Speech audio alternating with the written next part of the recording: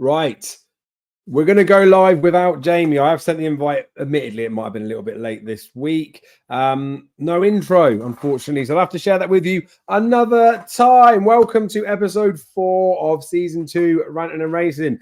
I like to look down at the screen. I probably should look up at the camera, right? We've got a few things that we want to get through this particular week. We have had a handful of rants that have been sent in.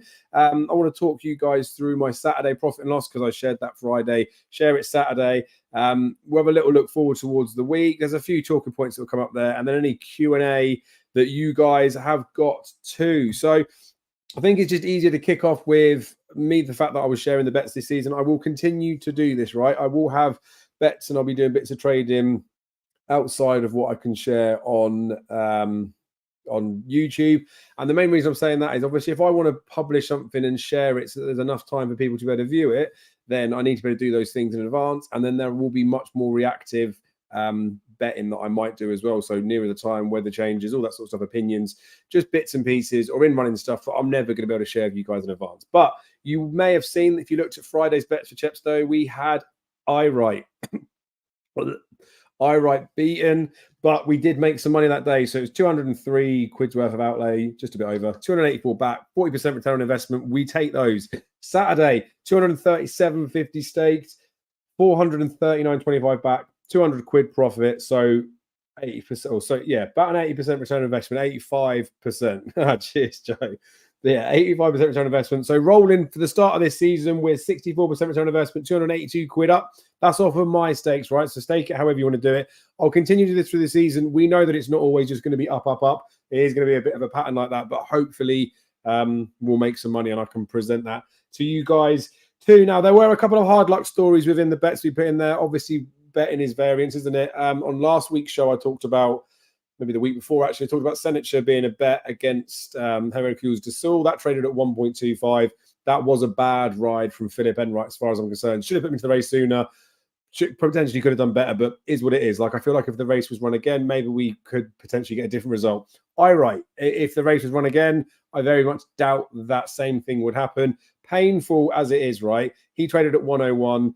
Technically, the second got matched at 1,000, so it's not even 101, is it? It's 1001, so it's even worse. Feels worse, but it's one of those, right? That genuinely made me feel fine. I'm going to talk a little bit about like the emotions and how potentially it affects people when those sort of things happen. But yeah, for me, like I-Right was just a painful one. Like that shouldn't happen very often. Think it got everything right and obviously just went wrong. And then Sonagino was one on Saturday, so he traded at 1.22, so a little bit shorter than Sanicha, nowhere near as short as I-Right. However, this was a slightly different one, right? Because I sort of watched the race and I wouldn't have had him trading as short as that in running as he did. Chepstow's an interesting one because it's way ahead of the stream. Different people are betting on course. They see different things. But I was worried about Bradley Harris a few flights out or maybe a couple of flights out. So I sort of had one eye on that. Yes, they're going to trade short and yes, people will get them right. But I don't think he actually was as short as he traded, if you know what I mean. So he was like a 5s on poke almost. But I don't know, maybe he was... I don't know, even if poke, whatever. It was annoying. It was frustrating. I did do my bets as I shared with all of you guys. I did actually do a novelty lucky 15. Never had a lucky 15 up, right? I don't do multiples very often, but Sonagino cost me $1,000 on that. But never mind. Right, Jamie has decided to turn up. I feel like we should put it to the vote. Do we actually let him in the room or do we boot him from the channel? I'm going to bring him up there. We'll see what his explanation is and then see if we can deal with the consequences. Jamie, thanks very much for joining us. The fans are a little disappointed in you this evening. They can all fuck off. I have things to do. No one is. They were worried about you. You were so worried about you. Thanks for starting the show without me. Bollocks. Well, it's a 9 o'clock show. It's got to start going, isn't it? I left it for 5. Wait for the other fella. I'm cranky now. I'm cranky now. So get on with it. Right. Well, we were worried where you were. We're on anyway, aren't we? Are you sure you're all right? Yeah, Grant. Go on. Keep going. So anyway, I was just running people through because obviously I shared on the channel Friday, shared this on Saturday about the bets that I'd struck. I was talking about those, talk about some low-end running stuff. And then the only other thing I was going to talk about was just like how it sort of makes me feel, how it affects people when those sort of bets happen. Because you don't want to go on tilt or any of that sort of stuff. Like I-Right genuinely made me feel sick getting picked up like that. It's almost like it was a home and host thing, was painful. Watching someone like City of Troy on Saturday, who we'll potentially talk on a little bit later on, he was such an impressive performance, right? I had him a bit wrong after the superlative stakes. Thought, he's going to be going a little bit late. But it's one of those. I laid him stupidly. Like again, it's just a stupid opinion thing, but he was short enough to lay. Goes and wins. I actually lost more money on City of Troy. I laid him for £125 liability than I did on I-Right. However, it didn't emotionally affect me. Like I-Right was a loser that shouldn't have lost, as far as I was concerned. City of Troy, as much as I was wrong, I was happy to be wrong because he looked like an absolute tank. And then the Sonagino one, he did trade short. And again, like it was annoying because it could have been for a bit of money. But like I said, I don't think he actually was going as short as he was, as the betting ad said him at 1.22. So that sort of rambles those bits up. Jamie, now we are here. How are you doing? I know you've obviously had stuff going on, busy. You okay? You sure? Oh, I'm fine, Dave. Yeah, no, very busy. Fucking you just annoy me. That's about it. I'll move on. Good man. But anyway, that's the thing with the Monday, mate. Like this is like, again, like if you can't do it on any of the Mondays, it's all good. If like whatever happens with stuff, I wasn't like people just don't leave me alone, but that's the problem. I know, and it's the thing is, mate. Like it's hard to commit to all this sort of stuff. So like happy with you in enough. Only reason I started it then, mate, is just because like it was like a few minutes behind. I thought I could waffle for a sec. You be in, we'll be in. It's all good. Anyway, have you got anything you need to get off your chest while we're here? No. Oh no, that's still raging over. We lost the weekend to New Zealand. Yeah. But sure, look, we'd have to get over that. We always battle it in the World Cup quarterfinal of the Rugby World Cup, and it's sad to see a shit team like England still in the semi-final. But sure, look, that's life. We move on. Yep. Yeah. Right. Well, we had 4 rants that have been sent in, so we can potentially squeeze onto them. But I feel like before we go into the public, people, let's get a bit off our own chest. I'm going to peel one out first, unless you want to go. No, belt away. So my one is, it's not even so much of a rant. It's a bit of a weird one. Just the change in the way that people go, right? You know, like I try and be transparent about like my betting and things like that. And I understand that like it's a very difficult thing to do. People don't really owe it to anyone in some extent. So people will tip and share all that sort of stuff.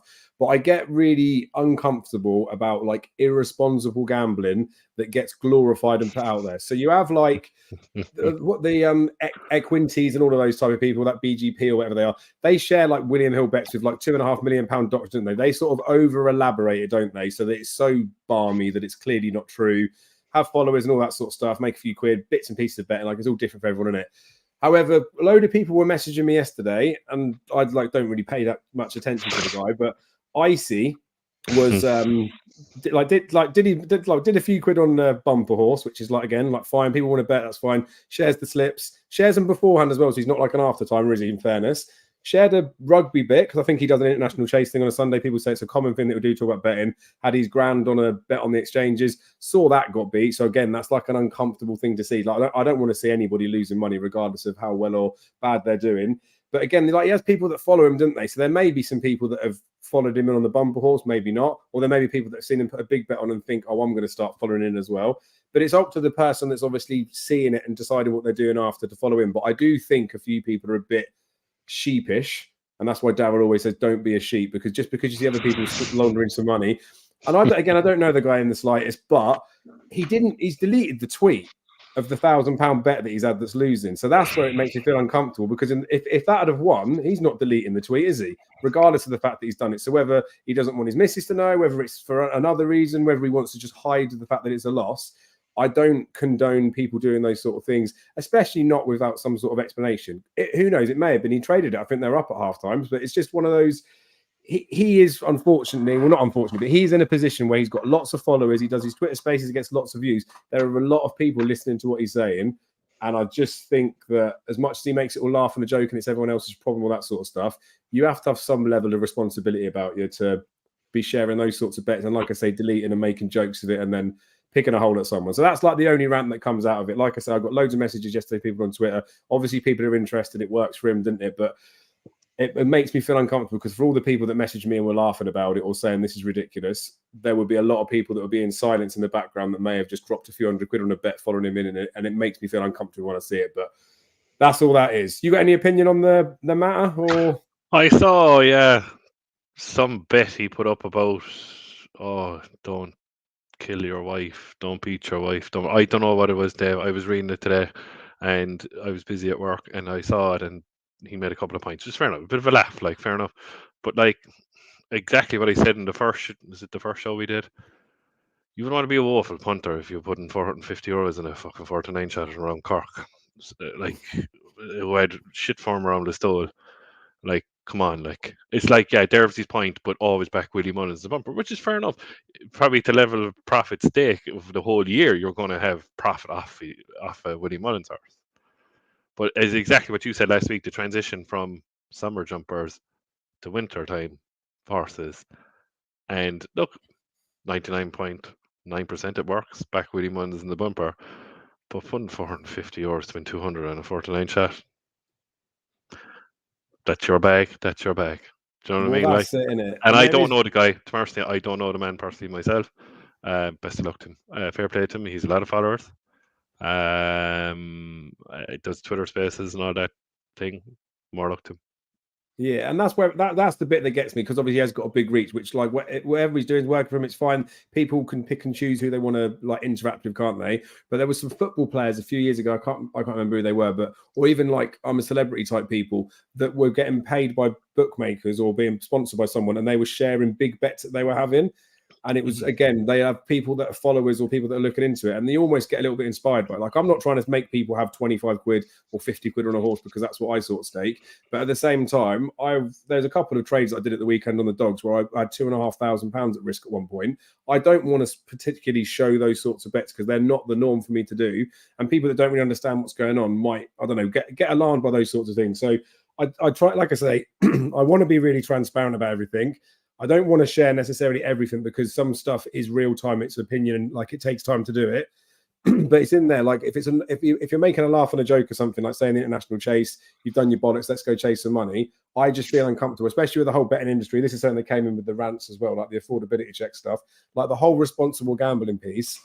I don't think it's okay when there's people in the social world have such a presence that he does that takes the piss out of punting in the way that he does. It's up to him if he wants to lose money, that's fine. But to practice and he slags people off for their selections and all that sort of stuff as well, making out that he's like some sort of special judge. And good luck to him if he makes money out of it. But some of those bets just don't reek someone that's a good judge. Whatever what he is, Dave. He's still not as bad as the blagger.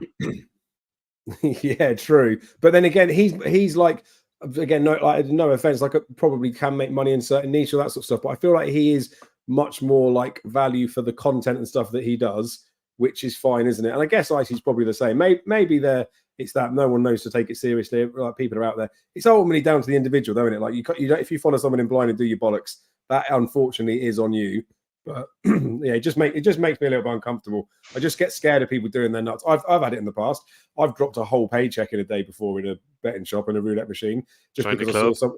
Yeah, but seeing someone else do it, and I don't want to glorify that sort of stuff. And again, I don't know the guy, I don't know what he's profiting loss. I don't know how he's doing. But when you start seeing those things, especially the deleting stuff, it could potentially be the sign of someone that's not doing so well at the moment. But you don't really like that on public, do you? I see what you're saying there. What you're kind of getting at more at from what you're saying about him is that it's the slagging off crack of everybody else that you know nothing kind of a thing. I put up my bets. I put my money where my mouth is kind of a fella. I'm better than everybody. Yeah. Like people get sick of that shit. Like. Yeah, it's each to their own, isn't it? And again, like I said, I followed him a little bit before, just from seeing stuff that was out there. Some of it's a little bit funny, some of it's offensive. I'm not a massively confrontational person, so that's probably why it gets me a little bit more. Right, if you got anything you want to rant before I read these ones out, there must be something you got to get off your chest, mate. Come on, you're here, you're with friends. I suppose the only real rant, Dave, is how they're ruining the great race of horse racing. The Jockey Club. BHA, God knows, son. They'll eventually ruin it. It's half ruined it already. Do you know what I mean? Like, you know, the national seems to me like you'd want more of a 2.5 miler now that can stay a bit afterwards, take up a bit of speed. Like they've actually they've lowered the fences and made the race quicker. That it takes some genius to work that one out. They must have some genius behind there. Like, do you know what I mean? But there's sides to everywhere. There's so many angles now to do with it. Ted Walsh now, who I wouldn't agree with much, I kind of agree with what he says a small bit, that the abolition of horse racing is always going to be there. I don't know what he's on about there. Got a bit senile there. But from 40 to 34, I don't think it's going to make one bit of difference to the race. People are going to have fathers. It's always the same. What's the difference between 34 or 40? Like, come on, like, I understand what Ted Walsh says and says, oh, yeah, we're on our knees to this animal rights crowd and just stop by and we're people and do you know what I mean? They're eventually are getting their way a small bit. And I agree with them there, right? My biggest problem with the race, Dave, where you buy a horse and it doesn't matter how much the horse is, right? The old rags to riches stories to win a Grand National. That is Mhm. completely and utterly gone now. Yeah. Forget about it. Unless you're Matt Manis, Richie, the Gigginstown, the Donnellys, and whoever. If you don't have a proper horse, you're not, no, one, you're not going to get into the race. Mm. And two, it's going to remind me of a Thyestes Chase or in Gorham Park, where you have 19, 20 runners and 10 of them are rowing by the Gigginstown. Yeah. The ordinary Joe Sup has no chance to stop the Grand National. And when I was growing up, when I was starting first person, I preferred the Grand National to Cheltenham. That'll tell you now, right, how it's flipped around. Now, I do feel sorry for Aintree. In a way, they're bound down to number one. And number two, that Cheltenham's got so big in the last 10 years, it's gone from here to woof. And Aintree is falling way behind. And the race eventually will be just a 26 runner handicap chase, Bob Drunka. People will still watch it, but the audience will drop, drop, drop. Like, you don't see people anymore, half the people, I don't know wherever everybody's from, but you don't see half the people going in. You don't see these old women going in, or whoever the old men going, I like that number on the next in the national. You don't see it anymore. It's completely changed. And eventually they're ruining it. Like in another 5 years, there'll be 30 runners. In another 5 years, there'll be 26, 44, 25. They'll kill it. They'll kill it. They'll lower the fences even more. And more horses will die because the quicker they're going. I think they should go back to where it was. Hire them back up. They'll slow down the race. Do you know what I mean? But the animal welfare crowd are gathering momentum, and I'm getting sick of it, to be honest. I'd love now, right? If when I'm over in November, I hope I see someone. I am now, right? I hope I see him outside of the race course, and I'd say, "What's your full time job? Hmm. Geez, you must have a great time. You have plenty of time in your hands coming in. I don't have plenty of time to be at race course, standing outside, roaring about animals, roaring about whatever. Um, but we're bound down to it. Yeah. British racing is bound out. You wouldn't bow down to it here in Ireland. I'll put it that way too. Yeah, it's a slippery slope as well, isn't it? Once you start bending It over is. a tiny bit, then you set the precedence. You can do it again. There's quite a few things that are like interesting with it, especially like what you say with the fact that you could have a trainer or you could have an owner that monopolizes. Like Gigginstown will do plenty of it. Narrowing the field's potentially going to make that worse because it's a smaller window for them to do it. They know where they are with it. I still stand by, in general, with horse racing. Like, something needs to be done with horses that aren't maybe so prolific, or horses that are showing an inclination that they don't want to be doing it anymore. So you get there are some horses, as far as I'm concerned, that will race, and you'll look at them and be like, I don't know, say Sky Pirate, for example, or even Fostanovic, right? They're horses that they're probably a little bit roguey, right? They're having a bit of fun. They're pissing about. Sometimes they don't want to win. Sky Pirate transpired that he wasn't a 3 miler and he was a 2 miler along, and that's probably why he wasn't seeing out his races, as opposed to him being a bit of a dog. But you could tell that they were like probably enjoying what they were doing. Then there are other horses, and again, like this isn't, I'm not saying this horse isn't, but say like Lebowski that keeps tailing off because of his wind. At what point do you say you can't stop running him now? Because it's not like like he's probably still enjoying himself up to the point that he's doing it, but like he shouldn't be in there. And then you'll get horses that are in the national that are 200 to 1 pokes. And I know people will say, oh, you wouldn't have had Mom if you didn't run him. There are horses that have fallen on their previous starts or they go to the Grand National. Think from like a qualification perspective, if they want to try and make it safer, then they could put some things in there to say your horse must have jumped X number of fences prior to the Grand National, or they could create like qualifying races for it, or just all sorts of stuff to promote. Like, there's not a problem with the race if you prepare for it properly and just try and weed out the crap ones. I always hate it whenever there's a race, even at Cheltenham, when there's like a 66 to 1 poke or just a big price horse that we know has got no chance. Track doesn't suit, it's the wrong way around, the fences don't suit, any of that sort of stuff, and it's in a race. Because if it falls and it brings them down, like that year we had the Arca where Klashnikov and all of them got brought down, it just pisses me right off because they have no right to be there. The Arkle's a bad example because the horses did have a right to be there, but you know what I mean. If you get brought down by a horse that shouldn't even be in the race in the first place, you can weed those ones out. But it's definitely a different spectacle now, isn't it? The fences, like you say, like they brought them down. They want it like a grade one, Yep. kind of in a way, like they do in America, grade one handicaps. They want the top notchers to be in it, so apparently the top notchers can't vote. Do you know what I mean? It doesn't matter if you're a 45 handicapper to 170. A horse can fall anytime Of course they're it an can. animal at the end of the day. Like, I see the point what you're saying as well. Make qualifying races now. That could be an idea, but then you're making it like that yoke on the Thursday, the second race of the Thursday at Cheltenham, the part 10's final. Yeah.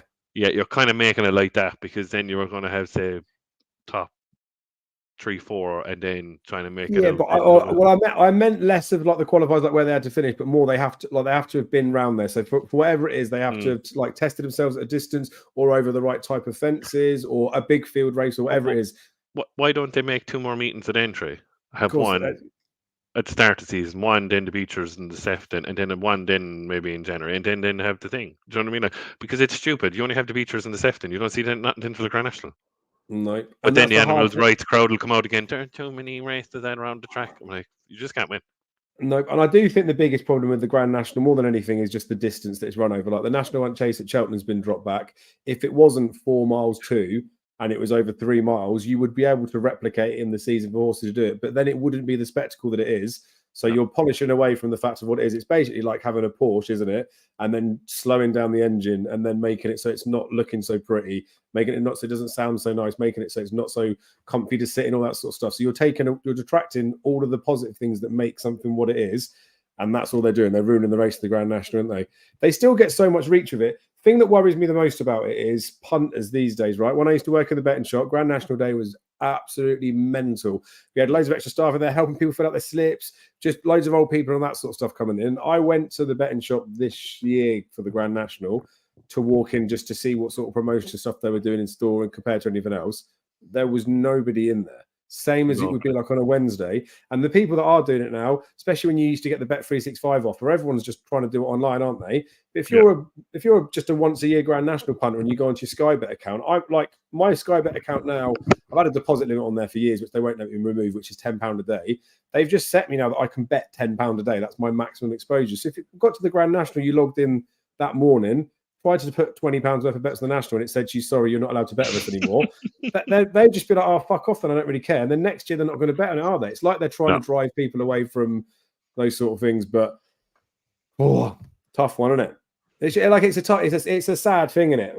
I'm sure we'll come back to this as the season goes on, and I'm sure there'll probably be more things. But it is sad. Like, it's just not the race that it was before. And obviously, we don't want to see any horses hurt or put in danger. But there are plenty of horses that are capable of jumping those things. They're like bred to do it, aren't they? So it's at the race is at the owner's risk. If the owner wants to, what's it got to do with anyone else? But yeah, it's true. And there could be potentially, like, if they've got that bad, they could be like an independent board, whether it's vets or whatever it is, that can make a judgment that they can overrule. So, like in boxing, if a fighter gets up and says, I'm ready, I'm happy to fight, and the corner hasn't thrown the towel in, the referee can say, no, bollocks, don't care, you're not able to do this. And potentially it could be that of a horse. They could say that to him, look, I'm sorry, but I've seen enough evidence this season that I don't want to risk them running. And I know everyone would kick off saying, well, that's not fair. You could potentially pick and choose, but there wouldn't be that many that would fall into the bracket, I don't think. But there should be some of these big price ones that have got no chance, that are just going around for the sake of it. That some horses haven't even run anywhere near the trip. There's loads of things that don't point to them being a horse. If you want to run in the Grand National, then you need to, I guess, sort of prove yourself, didn't you? You can't just turn up at United and say, I want to play this week, drop me in. There should be more vetting. But the way they're going about it is just making it so that the spectacle's not what it is. It will be gone potentially at some point, won't it? But will, yeah. Oh, well. Who knows? Turn it all into greyhound racing, and then greyhound racing would go as well, won't it? This is the thing. This is why Constitution Hill's safe staying over hurdles, isn't he? Because they'll get rid of the National, then they'll get rid of Chasing, then the hurdle races will be left, and Constitution Hill still gets these 5 champion hurdles. Right, there's quite a few comments that have come in on here about the National stuff.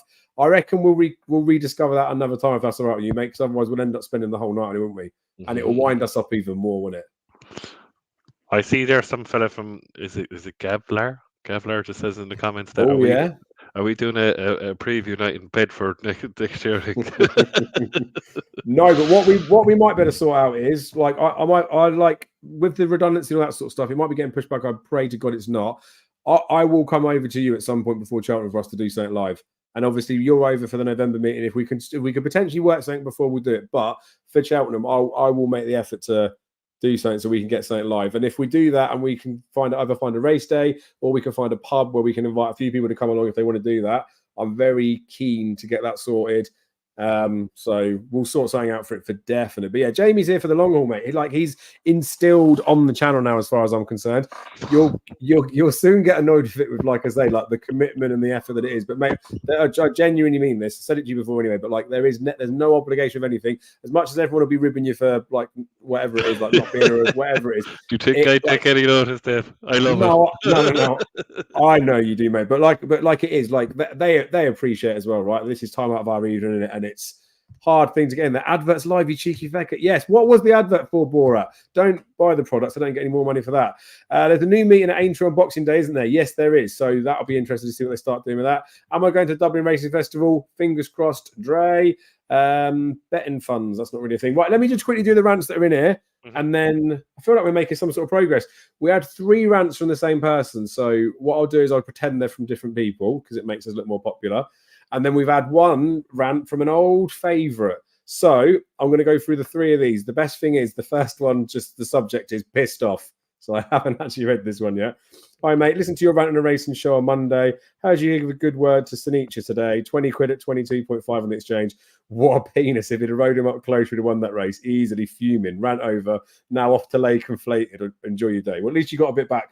So I touched a little bit on like my thoughts with those horses that traded short and what could have happened.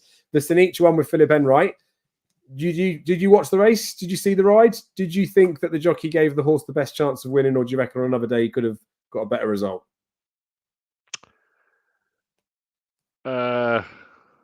I can't say something. I can't slag off Philip because I actually know Philip because he's from the same town as me. He gave me an offer right there. But I think he thought I don't know.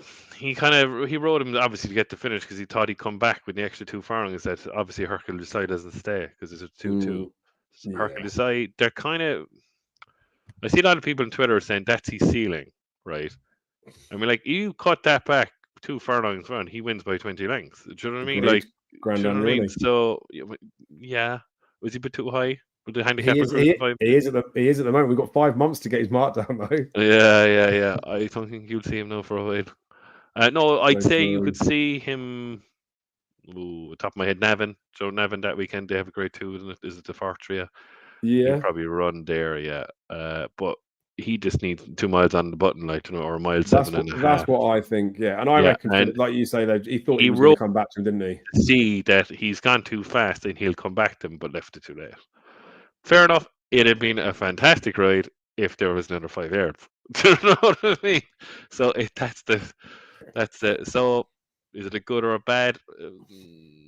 I suppose you'd have to go middle ground, wouldn't you? Yeah, that's it. He made a conscious choice to do what he did, and he got the horse within a neck of him. Who's to say if he'd have challenged him 2 out, the horse wouldn't have just folded away? So you have to trust the jockeys. That one for me, again, from like a price perspective, trading 4s on, like it's frustrating when they get beat, but it was one of them where I was annoyed. I was thinking you could have done better, but again, this sounds really painful to say out loud. I suggested to everybody that it was a trade was the reason I was saying he was the wrong price. I wasn't saying that I thought he was actually going to win the race. So again, I wouldn't have mattered if he'd have won. I would have just taken it on the chin. But I laid him. I backed him at the same there. I backed him at 17, then I backed him at 22, and then a bit of 20. And then the tape went up. He settled in 3rd, and he just traded at 12s. And my match got laid straight at the beginning. I just took my 50 quid, just walked out the race. I was fine. So if he had have gone and won, and I had a big stake on him at those prices, and it could have been a couple of grand back, sometimes you get wound up by it. So I was happy with it. But yeah, if we go on to, the next rant works. Anyway, next rant of the week, rant over. So what's your thoughts? What's your thoughts on that? Like he just got beat. Do you reckon it's a bit of like a freak thing, or do you reckon the horse threw his head down, or I don't know? Like, is it just one of them things? Just one of those things. Dave got a bit lonely. Probably went a bit too fast in the end. I wouldn't put down Goodbye Bobby to be a battler. Do you know what I mean? So the battle past him, so he just stopped to walk there too much. First run on that ground. Probably thought the ground was not as soft at that time, maybe the jockey thought, and just went a little bit too fast. I mean, like, Yeah. that's the thing with Chepstow, you know yourself, like you come into the straight there and you're pulling a bus. It's a long way home. Well, that's I it. don't start getting confident until like, really maybe when a horse is cruising something the second last maybe, but you're still not guaranteed. It's a hard track to gauge. And it's a Yeah. hard track to gauge in running. You can see it's a hard track to gauge in running. It's such a long. It's like it never ends. That's it. It's like a sigh of relief when your horse passes the line in Chepstow. It's one of those tracks. But you get it at every meeting though. There'll always be something that gets lonely and idles up front. Like loads of horses do it. I think it's like a furlong and a half after the last fence, and because of the shoot where they go back, that's Yeah. literally after the lines where they come out. And Mhm. if you've never been to Chepstow or never seen an overview, the first corner they go round literally banks back on itself. So if you say that's the straight, and then that's the corner going back up, like it's that much of like a U-turn. So on the laps when they go round there, the jockeys as they cross the line will be asking their horses to ease up before that corner. So it's one of those, like it's a freaks. It's not going to happen all the time. It will happen again in races where a horse gets picked up.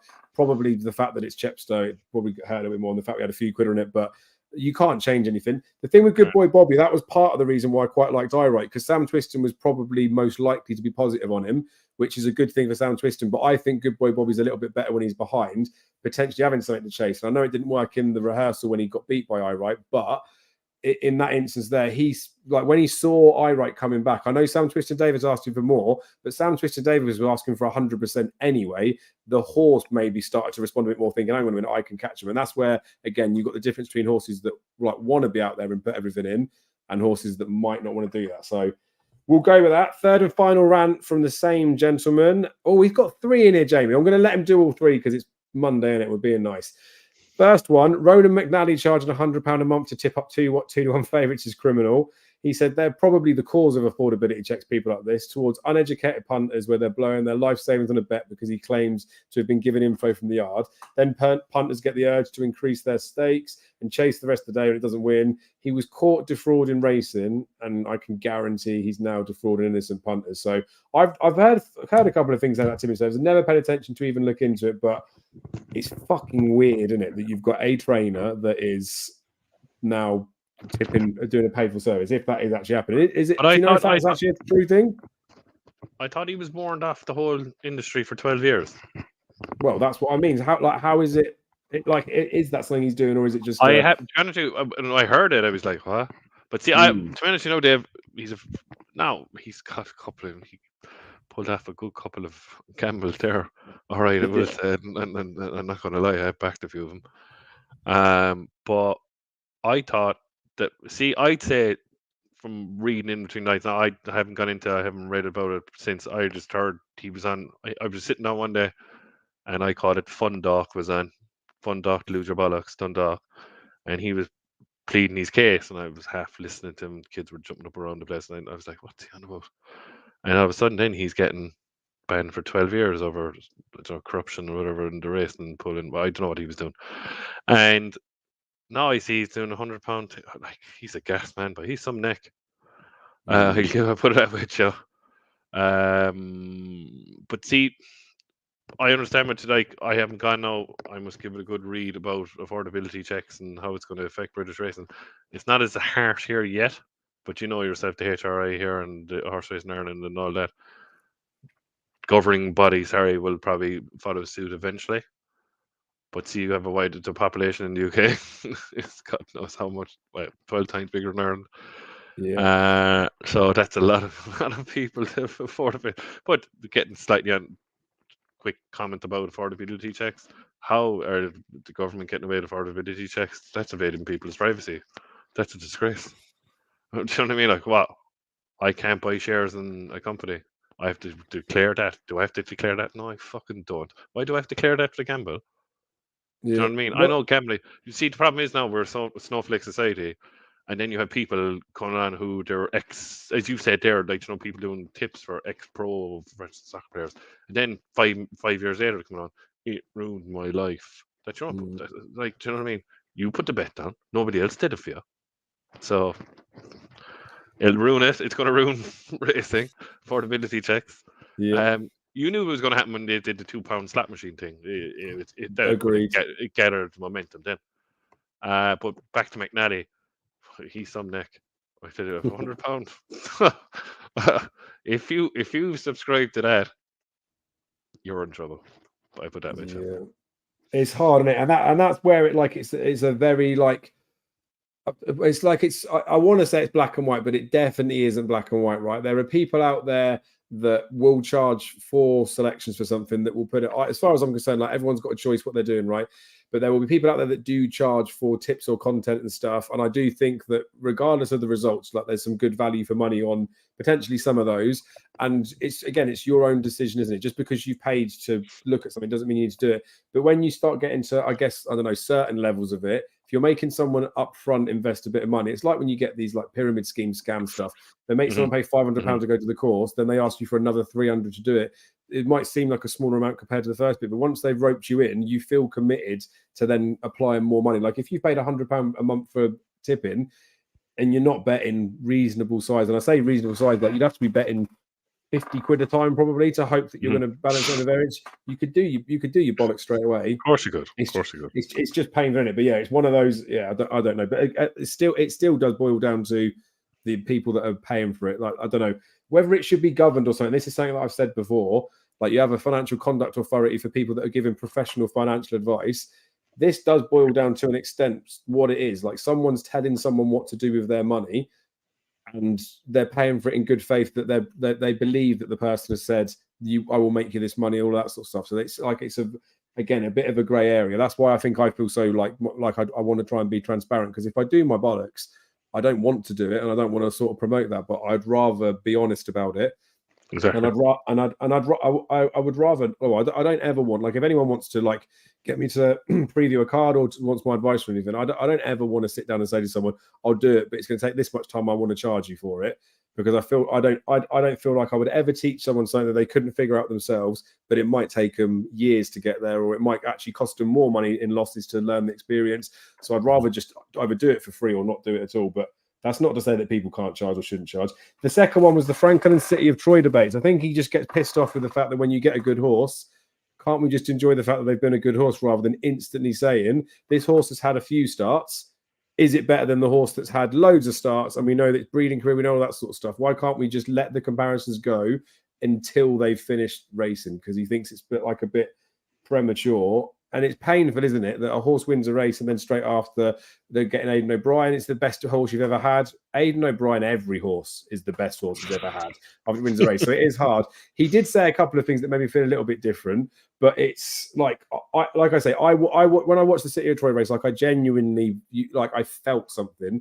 And this is the difference with some horses. Like Big Bucks, when I used to see him at Cheltenham, he was the first horse that actually proper grabbed me.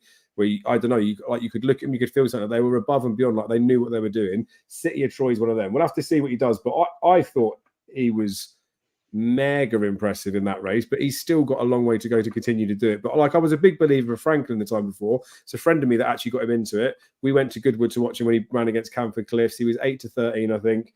I think I've told this story before, but I had like £450 in a Betfair account that I was using for in-play trading for someone else that was paying me to do it. And this lad said to me, like, Frankel cannot get beat. And I said, well, if I stick this on there, then I'll make some money and I can like basically just, like, not thieve off the guy, but I could make the guy some money off of doing this, even though it wasn't the advised thing we were sent for. He said he will not lose. Backed him, and then obviously the rest is sort of history. But even on that day, that's a bad thing to do, isn't it? Because he didn't definitely know that Frankel was Frankel. We don't know who they are until they finish, I guess, do we? No, definitely not. But the comparisons to Frankel already is complete pony in my book. He looks good though, right? But he looks very good. No, he does not. There's no denying. He looks like a very, very good horse. What does he need to do? Do you reckon? Like, if he wins a derby, that's different from a Franklin, isn't it? Will he want to be? If he want to be in the same conversation as See the Stars, he has to win the Guineas and the Derby, and would want to win the Arc. Yeah. Yeah, and that's what I feel like. I feel like because Frankel was obviously Frankel and as incredible as he was, but I like the fact that they did that. Same as like a Constitution Hill thing, right? Just because everyone wants him to go and win the Gold Cup because it's the most prestigious race. If you're not capable of doing it, don't ruin a horse. If they'd have stuck Frankel in the Derby or up in Trip, they would have ruined him, wouldn't they? Comparing generations too is very hard, Dave. It's just it's a hard thing. Time. Now, look, everyone's opinion, obviously, it is what I started properly watching flat racing because I had no interest in it growing up. I started watching flat racing when, to me, one of the best milers of all time was Rocket Gibraltar. I thought I started watching it then. I got interested in it then. But the way I look at it, it's slightly your opinion. If you put a 10 furlong race between Frankel and Sea the Stars, who do you think will win? Yeah, Frankel will fuck him up. Frankel will kill him. So that's just my opinion. No, but Sea the Stars, you never know. But a mile and four, Sea the Stars wins. Do you know what I mean? Like, even if it's a mile and two, like even over a mile, like Frankel beat him over a mile. Mile and two, it's a 50-50, probably a 70-30 split for Frankel. Then Sea the Stars would beat him in a mile and four. So, look, that's what you're comparing classic generations, which is a very hard thing to do. And we don't have to find the best or something, do we? It's like Ronaldo, Messi. Like, just appreciate the fact we've got two good ones. Appreciate it's like a constitutional. You can't see a horse ever going to beat him. Do you know what I mean? Yeah, so let him do it. Why has he got to dip out of his own division to prove himself when actually he's got nothing to prove? The day that he retires, it'll all be said and done, and it'll be fine. People just want spectacles now, Dave. Do you know what I mean? But nobody was ever complaining because of the field sizes at the time. But nobody was complaining when Nisterbrack won 3 champion hurdles, were they? They're just complaining that he would have won 4 if it wasn't for foot and mouth. That's what will be exactly. The next thing. Someone will be infecting all the dairy farms and everything. So Constitutional can't get them. And we'll all be in the madhouse afterwards for no Cheltenham anyway. There's a question that's coming before I go on to Scotty's rant, which I think is a fair one because I've actually heard wind of something else. So, question for Jamie: what does he think of Seddon going to the US on Saturday? I think I've heard that Salvador Ziggy's going for the American Grand National as well. Some campaign that'll be for that horse, wouldn't it? Yeah, Seddon's a good horse. Yeah. I put it this way, Jay. If they're that far ahead and they're good horses, it has to be between. I don't know much about that far. The Hewitt won it last year, didn't he? I presume they're all going over there for the quicker ground. Do you know what I mean? Well, that's it. That's what Brain Power did when he unfortunately lost Brain Power over there, didn't we? Yeah. So, not looking at the field already, they look like they're going to. I presume Willie Munn to send over a horse as well. I think he sent over. I couldn't believe I didn't back it that night. I got a text message that some Iroquois hurdle that they sent over right, and that Scaramanga was actually a decent price and it won. And I think that horse needs rattling fast ground as well, so that could go over. But they're looking, surely they're miles clear in ratings to everything else. But I'd like Salvador Ziggy, he's probably in the 150s now, is he? I think off the top of my head he is. So I wouldn't know. I think he is. I'm like, sure, to be God, like, do you know what I mean? Who was you probably won't remember this. I feel like I should know off the top of my head. Who was that horse that, I feel it was like a juvenile that was half decent that got sold to America? Radichin? Yes, Radichin, that's it. He went over there. I don't know if he ever did anything, did he? He was owned by the Chile Park. Do you know who I was sitting down one day and tell you a story. We were sitting down after, it was the weekend, sitting down the weekend of the DRF. Yeah. COVID. And we were watching, I was out with good friends of mine's house, and we were watching DRF, and Musselburgh was on the same weekend. And we were watching on the Sunday, and I said nothing. And then mate of mine texted me on the Monday, I have the winner of the county hurdle. Me, what? It ran at Musselburgh. Me, what are you on about? And he goes, Belfast Panther. And I actually have the screenshot still on my phone. He's no chance, but what the fuck you on about? And all of a sudden he passes the line in front. I was like, oh shit. So a couple of weeks ago, I was sitting down, and do you know when you're watching Sky Sports Racing, the first race is it from? What's the name of it? The fucking course I can't. Saratoga, and there was a race, and all those horses were running for Deachin and all them, and Belfast Panther was 6-1. I said, stick 20 quid on it for the crack. And it fucking robbed him. I was there. Here comes Belfast Panther, and I was like, "Oh yeah," I have a couple of 120 quid in my pocket. Say nothing, walk away. But yeah, he was sold out there. Yeah, just looking for the rattling fast ground. Do you know what I mean? Like so we need that every week, Jamie. That American accent was on point. Oi, oi. That's me from copying that race. Is it the best race ever, best flat race ever seen was the Breeders' Cup that year. Remember High Chaparral? Dead heated with Joe here, and I was a balls deep in High Chaparral. And the American commentators was Daryl Holland. Daryl Holland was shocking. Yeah, on Kamani's horse. What's his name? Oh, Falbrav, yeah. And the commentator comes out. Here comes Falbrav charging down the straight. Shut up. He's not going to win it all. They love that stuff over there. There was actually a guy that I from the Facebook channel that I was at Cheltenham came over, said I was like hope you don't mind me like coming over, but he comes over from America for the November meeting and for the Cheltenham Festival because he loves jumps racing and he's devastated that there's not enough of it over in America of like high quality. But he said he reckons there's quite a few people over there that like really lap it up, but there's just not enough appetite for it because it's all just about high furlong quarter horses, isn't it? Yeah, and the fences are like, like an ordinary steeplechase, and the easy fix hurdles in Ireland. It's like a halfway heaven. That's what they are. It's awful. Like, it's around the Greyhound track around Saratoga, and they only have one race, and that's it. Then they go back on the flat. So it's mad, isn't it? Mad. Well, they obviously know, don't they, that it'll all be banned soon anyway. Right, we've got a rant from Scotty, which I haven't read yet. Unfortunately, it goes on for quite a while. So should we let him on? Go on. Let's let him on.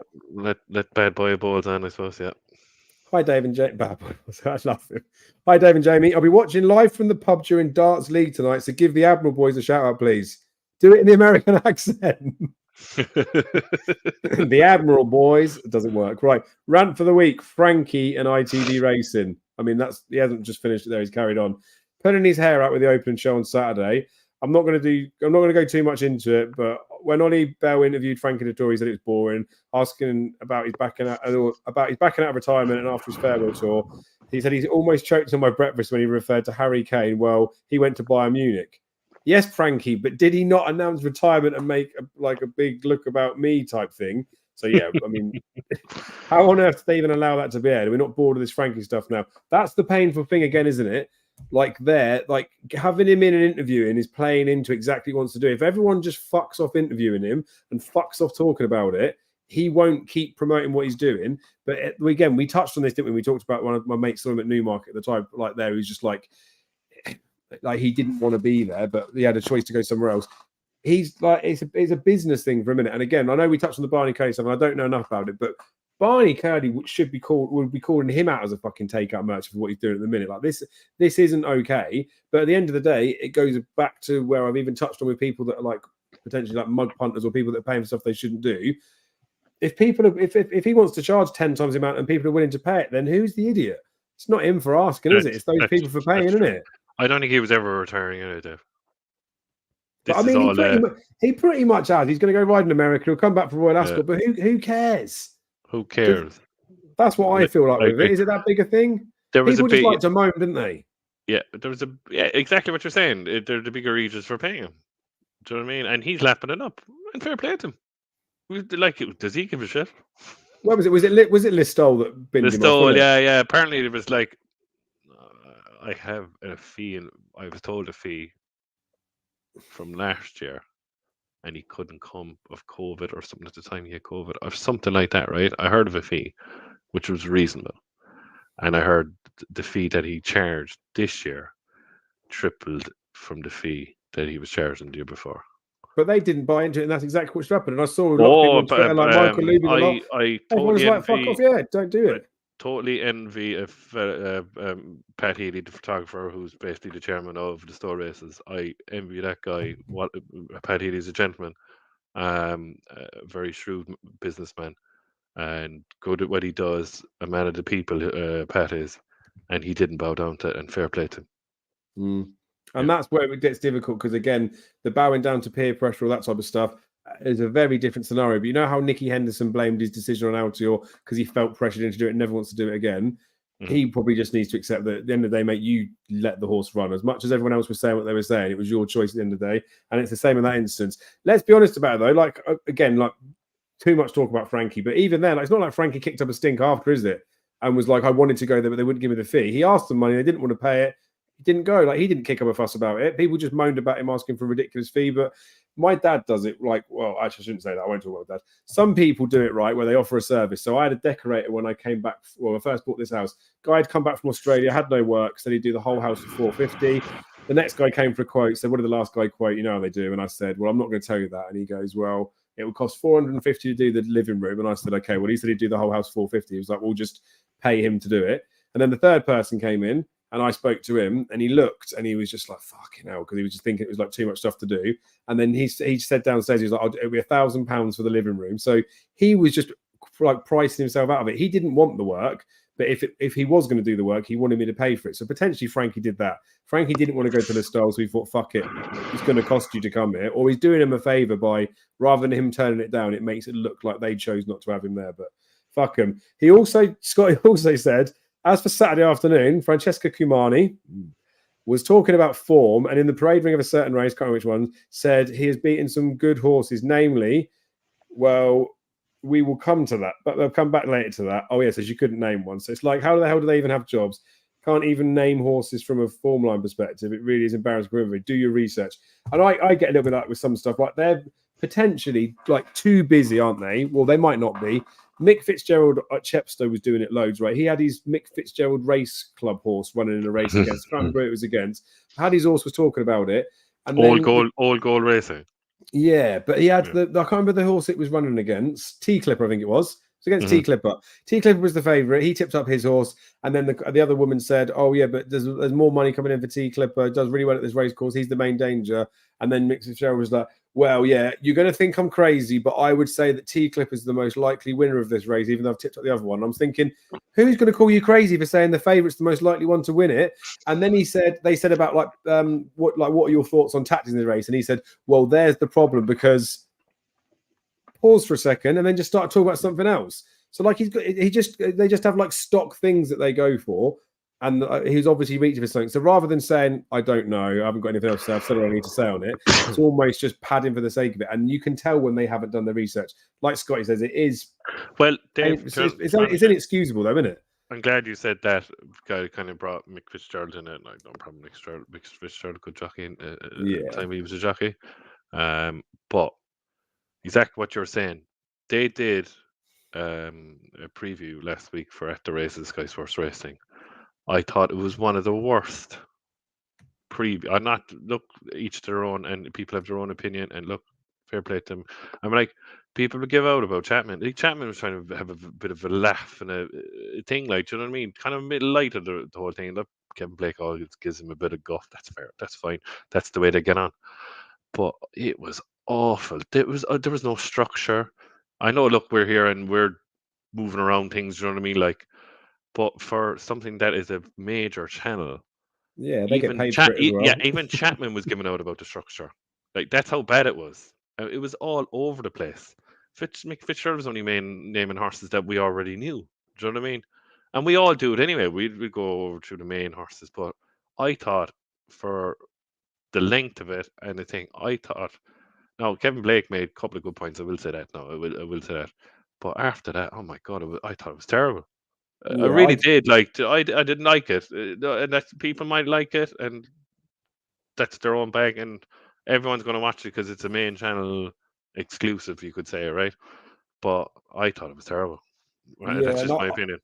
I didn't watch it. Kevin Blake's, for me, seems like he's pulled away a bit from the almost like punditry side of it. I respect him. I like to hear his opinion. I think he's a good judge. So those sort of things I used to tune in more. But even like the preview where Jamie Codd used to be on it, like I don't find as much value from watching that anymore because I don't think there'll be anything that's like they're saving for that or anything different. I totally agree with you because the fact of the matter is, remember they had that thing on with because remember Kevin Blake did that final furlong podcast. Yeah.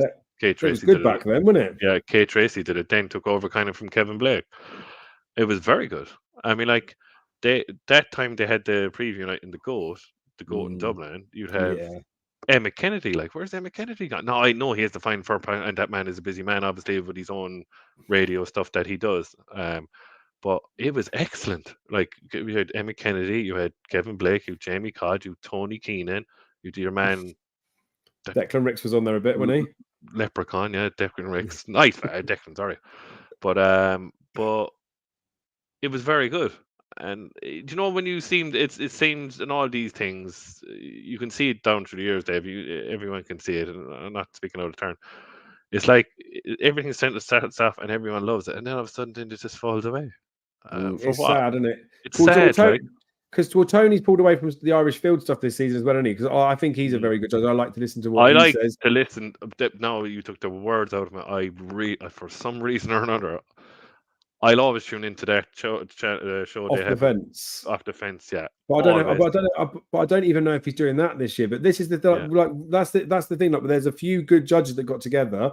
I Yeah. used to love listening to that stuff when they did their Cheltenham preview things. Same as Racing Post did it for a period with where they used to do Price Wise. There was a couple of other people on there where I'd listen to it in the bar. It sounds like weird, well, not in like a pervert way, but I'd listen to it in the bar. I'd listen to the podcast because I wanted to hear it. So I'd have to fit it into whatever part of my day I could listen to it because I didn't want to miss it.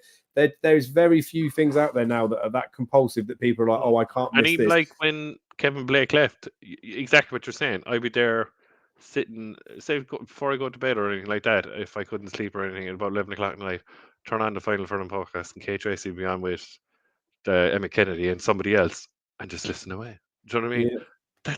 I don't know what it is. It's like Well, I think he got. move I on. reckon he got a bit. Well, the people went their own ways, but he got a bit fucked because he was buying followers, wasn't he?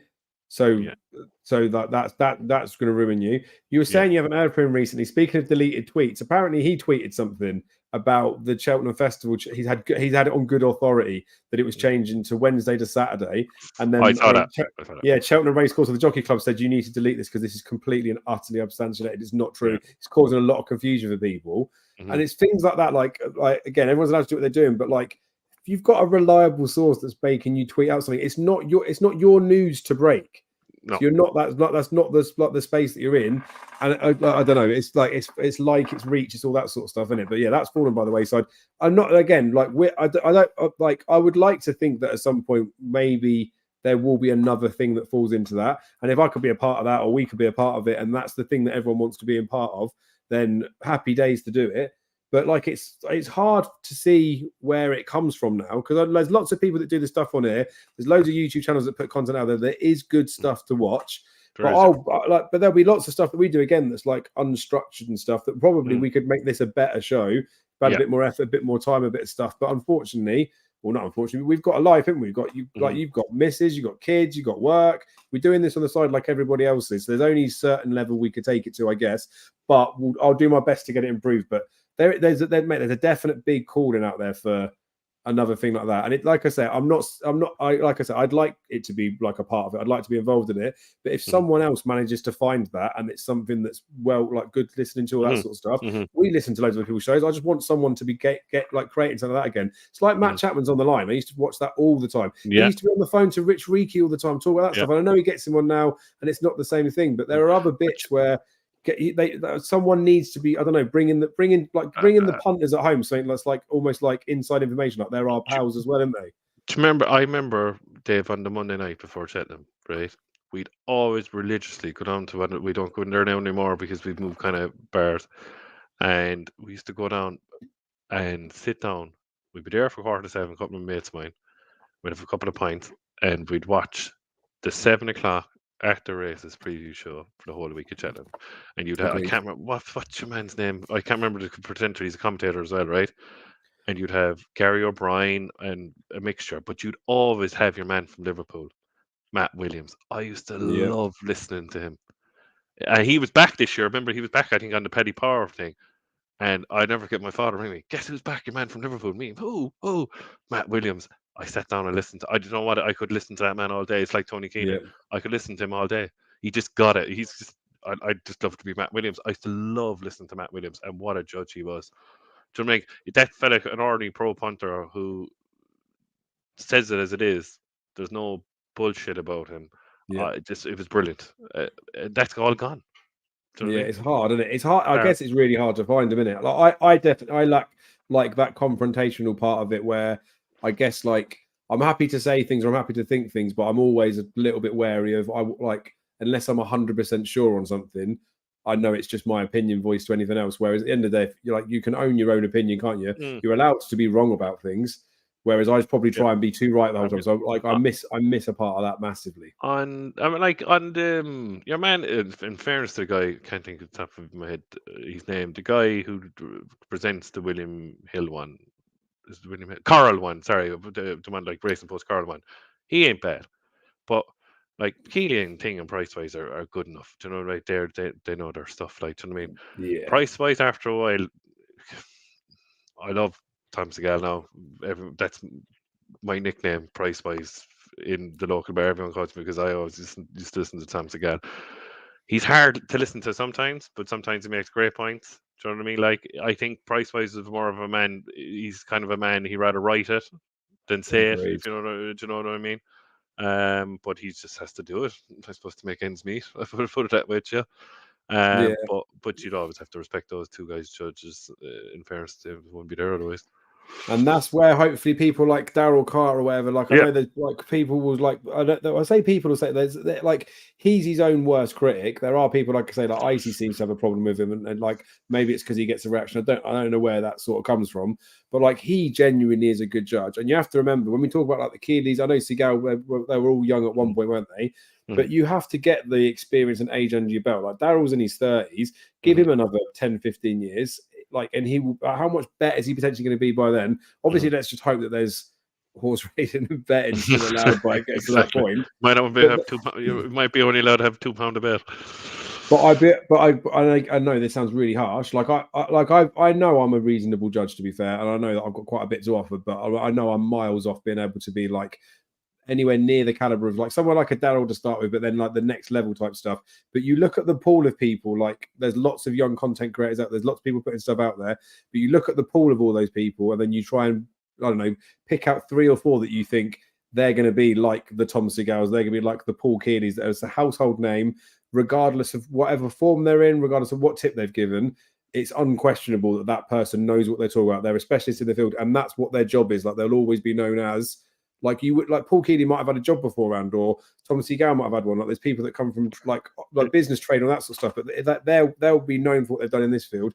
I don't feel like there's too many of those people about, and that's a bit scary because it's just seems to be faces and tits, doesn't it? Yeah, the thing is, Dave, you know yourself, like the position whatever Daryl has put himself in, it doesn't matter who it is, right? You could get up in the morning at 6 o'clock in the morning, and you could be doing it, as you say, for the bones of 14 to 16 hours, and you're creating that explanation and that tip for a person, and the fucker might not even win. Do you know what I mean? Like, and that's the nature of the beast. It's the persona as well, and exactly what you're saying. I know we've talked to him personally as well. Like, he's his own biggest critique. Like, pat yourself in the back from time to time. I always say to him, that's why I was pat yourself on the back, man. Stop being your same. I said that to him before. I said, look, I'm a big critic of the way I go about things in my own head, but that's just in my own head, and he talks about it. Do you know what I mean? Which is great, and people like that as well. You have to, like, I suppose another way as well. You won't. Don't think I'm speaking out there. You have to sell yourself too.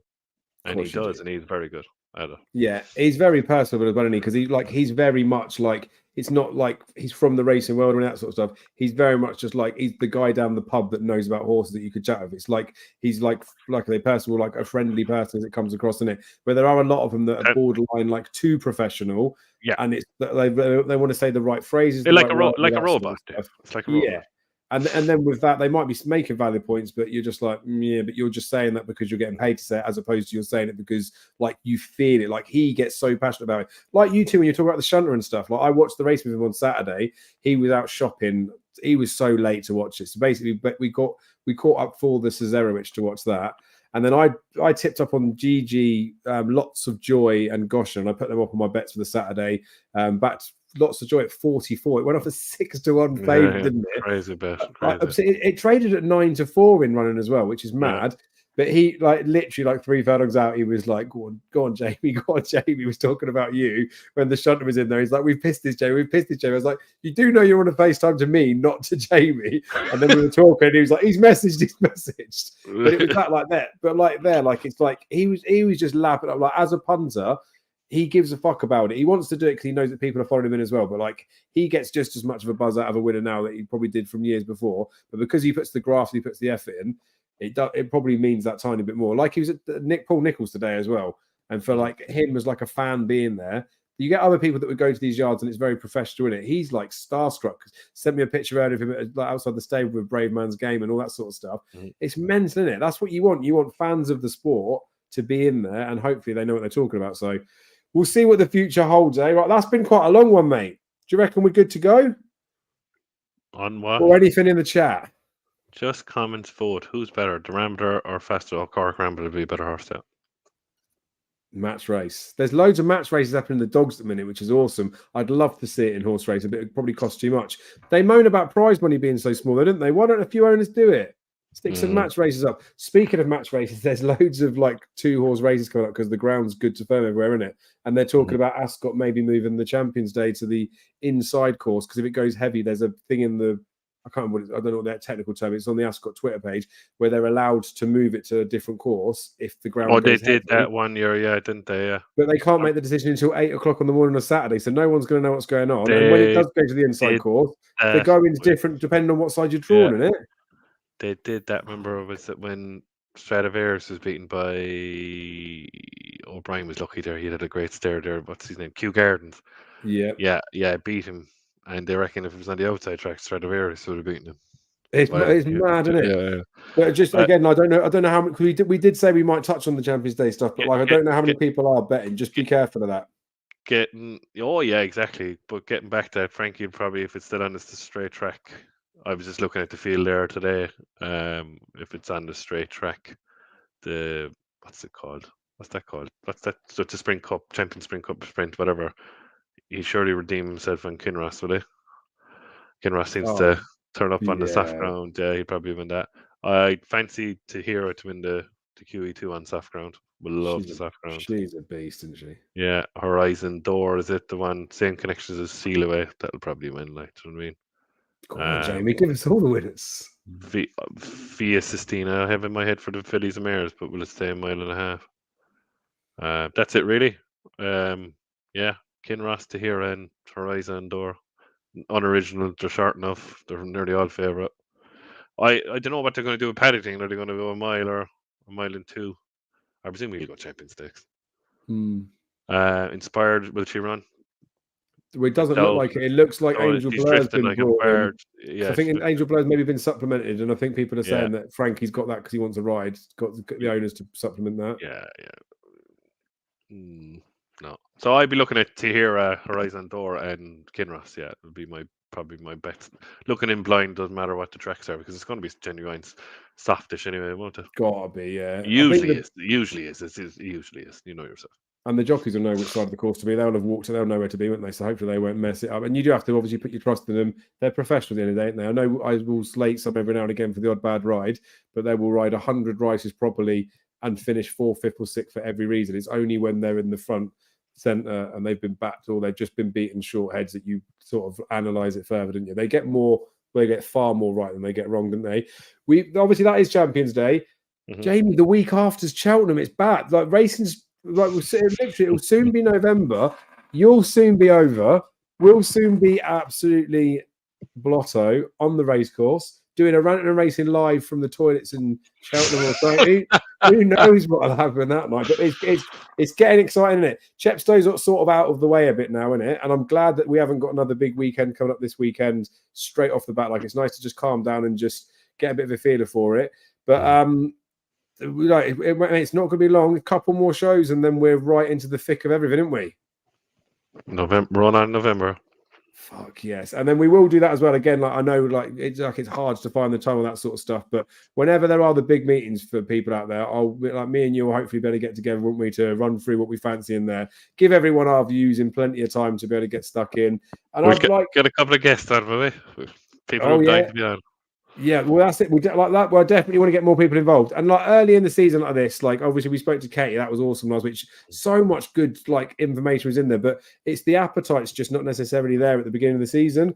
And it makes me feel sad because there's some of the better content that I've had, or when I've spoken to people, like information and stuff, it's just as good at the start of the season as at the end of the season, because it's the people are knowledgeable, but people don't necessarily want it. So we'll save the big guests when they'll get more views and reach out of it. But again, like, people aren't going to start getting excited until November. Christmas is going to be so good as well. This year's going to be a mega Christmas, I reckon, for racing. Oh God, I'm so excited, Jamie. When Shishkin wins the King George, it's going to be some fucking day, innit? I'm still, like, it's not going to happen, but I'm still hoping that Allaho gets sound and runs in the King George.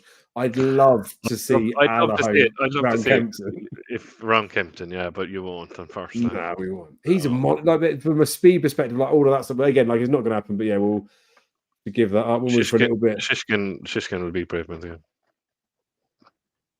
I'm telling you now. Shishkin's unbeatable at Kempton. I'm excited about it. I haven't been to the King George meeting for a long time. I used to go on Boxing Day quite a bit.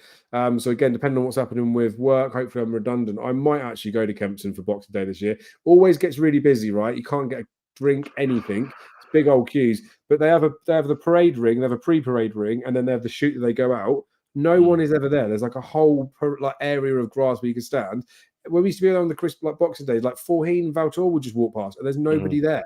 And you're the other side of the rail from it. I probably get starstruck and I love it, but I would like to be able to get a beer. Maybe I'll have to get a pair of those binoculars. Remember that girl at Cheltenham had the binoculars that she unscrewed and was drinking it? Very good. That was brilliant. That was very good. So we're going to set up a shop on the Cheltenham channel. We're going to start selling cups. Yeah, objects that you can sneak out of the race courses.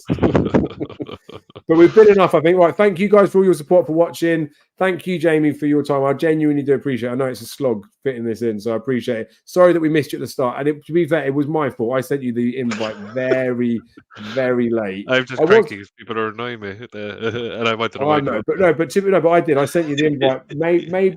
I can still get the email up now. I sent you the invite. To be fair, we'll show the people on the camera. I actually thought I sent it before. 9 o'clock. Jamie I sent the invite. I didn't even have the laptop open. I know, but I sent you the invite at 9 o'clock, and then 5 minutes later, I've just shoved you off. So I am sorry about that, mate. I didn't mean to. It wasn't an intentional thing. It was me just being slow. I was watching something on YouTube as well. It won't happen again, Jamie. I'm sorry. Oh, go on.